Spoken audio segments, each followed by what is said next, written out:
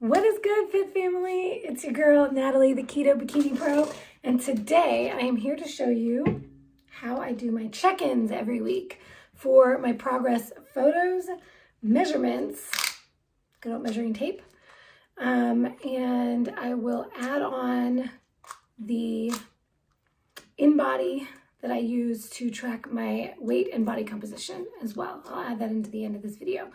I take my weight and body composition every single day, and then I'm able to look at trends as they go up and down every day. Your weight is going to fluctuate, ladies. So I probably have other videos about this out there, but to try to not let yourself get too focused on the scale, it is really important that we take multiple different metrics to track our progress.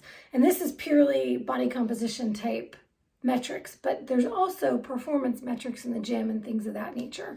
I will talk about that in another video, but excuse me, today's video is all about the metrics to track week to week and day to day to watch your progress and see if you're going in the right direction. So we don't want to get too hung up on any one metric. This is why we take all of them and then we take them all into account to see how we're doing. So I have already weighed myself and did my body composition using my InBody scale this morning.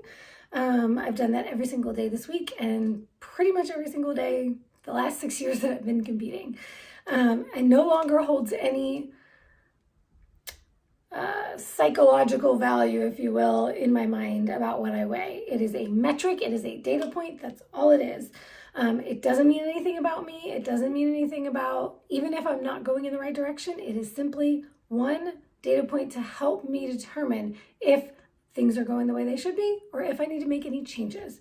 No attachment to that number, and that is such a beautiful, freeing place to be, and that's where I hope you can all get to.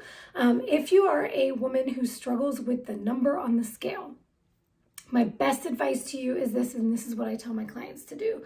To desensitize yourself to the number on the scale, I want you to not only take your weight every day, but I want you to try taking it multiple times a day for a few days to a week.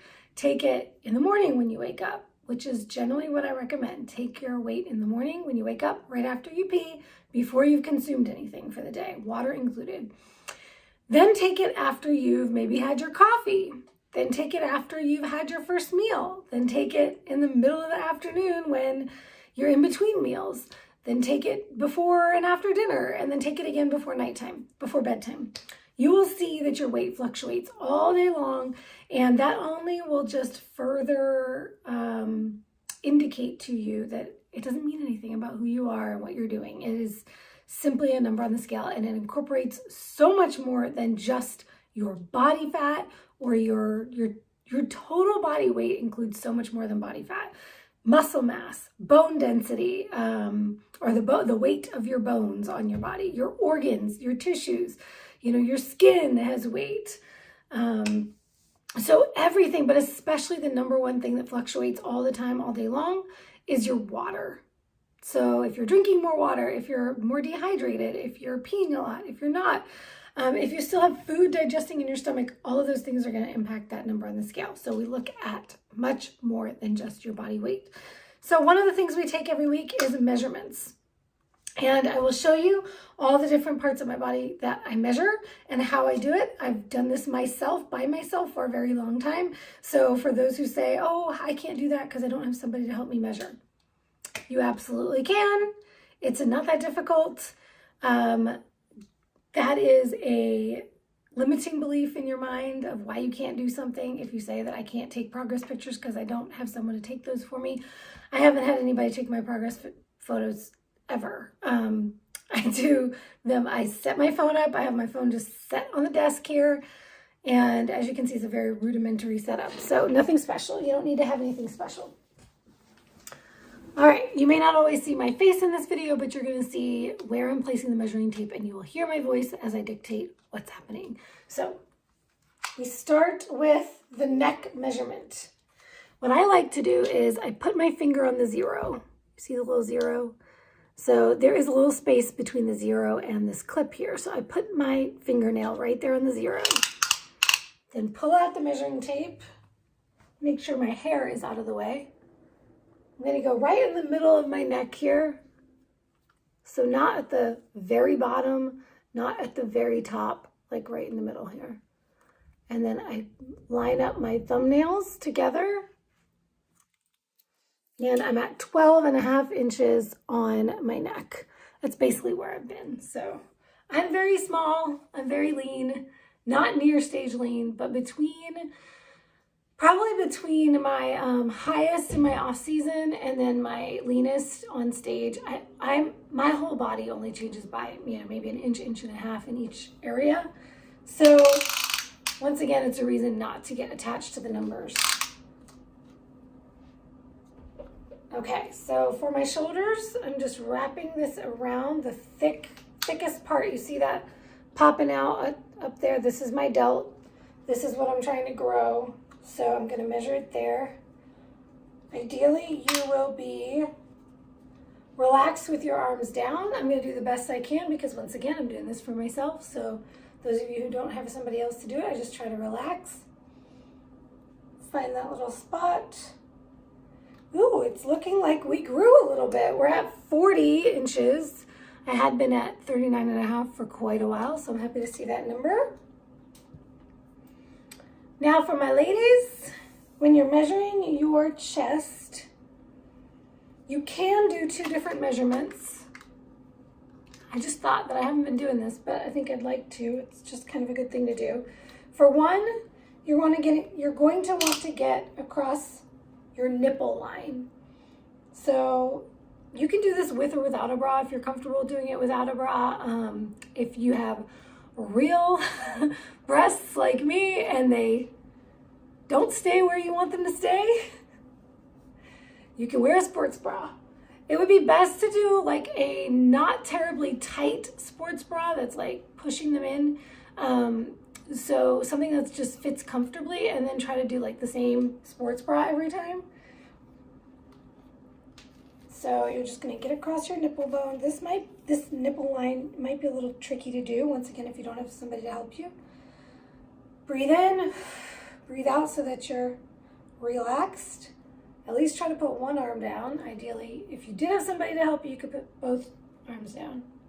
So we're at 37. That is a little higher than I normally am. But ladies, I'm on my cycle. So if you're on your cycle and your chest measurements measure larger, it's probably because you're a little swollen. So get used to, once again, taking these measurements consistently, and then you'll start to see the trends with your cycle too, and it won't freak you out. So if you want to do 2 different measurements, the other one you would do for your chest is going to be right underneath your breast. So it's like your actual chest cavity, if you will. And that's going to be, I have to pull it a little tighter because this sports bra is thick. So I want to make sure it's accurate. Relaxing. And we are at 30.25 pretty much. Okay, so that's the chest. Next up is the waist, and I like to take 3 waist measurements. One is going to be the true waist. This is where your narrowest part of your waist is. So what you're going to do is, it's about a couple inches above your belly button.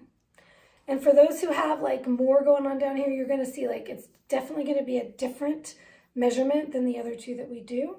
So once again, you're going to breathe in, breathe out so that you're not sucking in. And then just comfortably, not tight, not loose, just comfortably. So I'm at about 26.5 right now. I was at 26 last week, which means we're up a little in water weight for my cycle. No biggie. Okay, then I'm going to lower my band a little bit on my underwear so that I can get really accurate measurements and that nothing is like pushing and holding things in where it shouldn't be. So then I'm going to do my belly button. Same thing. I'm just going to go breathe in, breathe out. We're at 29, which is about an inch more than it was last week. Once again, water weight, no biggie. I'm not attached to that. Doesn't stress me out at all. Next up, we're going to do lower abs. This is my trouble spot on my body. And I know a lot of women, this is our trouble spot. So do not try to suck in and make this smaller than it is. You want actual data, correct data. So once again, breathe in, breathe out. And this is 30.5. I'm sure that's a little bit more than it was last week. I can't remember exactly. And now we're gonna do hips. So same thing with hips, I do a couple different measurements. I do one flat across my hip bones. Hip bone is here. I'm bringing the underwear down so that it's not pulling anything in. This is also a little bit of a looser pair of underwear for me, so it's a good idea to do like a looser pair that's not, don't wear your compression garments when you're doing these measurements. All right, so right across the hip bone, you see it's like flat across. I'm not going down into my glutes. I'm not going up into my back. It's horizontal across. Breathing in, breathing out. Hip bones are at 34, which has been getting smaller, so that's kind of a good sign. Now for glutes, I'm not going to take the underwear all the way off. It shouldn't need to because it's not holding anything together here. But if you have like a tight pair of underwear or a tight pair of shorts, it's going to skew your numbers. So if you're not on video, do this naked. Okay, so glutes, we're going to go straight across the widest part of your glute. See, that's like the farthest out. And then it's just nice and loose. I'm not pulling in. And we're at 36.5. Sometimes I'm at 37, sometimes I'm at, okay, it's about 36.75 right now. Okay, now we're just gonna do a couple of leg measurements and a couple of arm measurements. So the quad, I think I'm gonna have to angle you down a little bit so you can see what I'm doing here. There we go, okay. So the quad, we're gonna just pull this a little tighter. You wanna find, once again, like your widest part. So I'm gonna go right here, because this is where I have a little extra body fat here, and this is where I have my quad sweep here. So,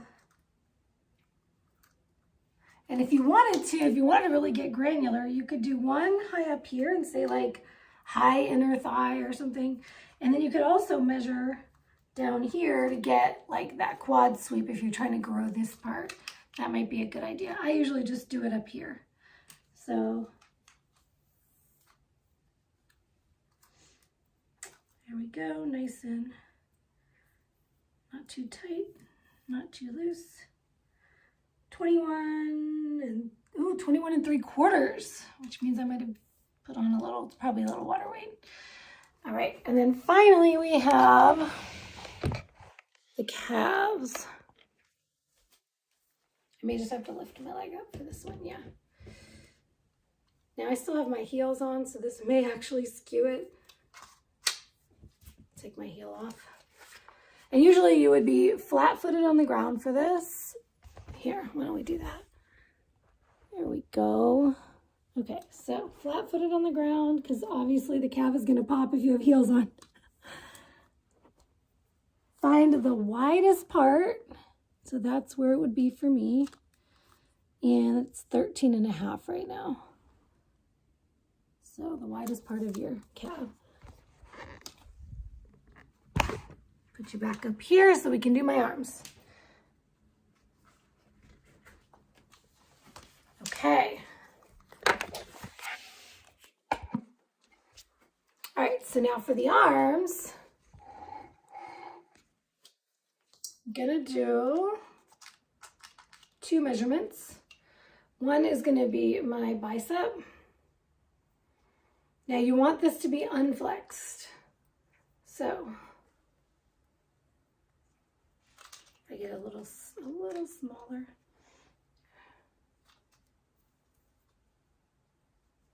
So nice soft arm.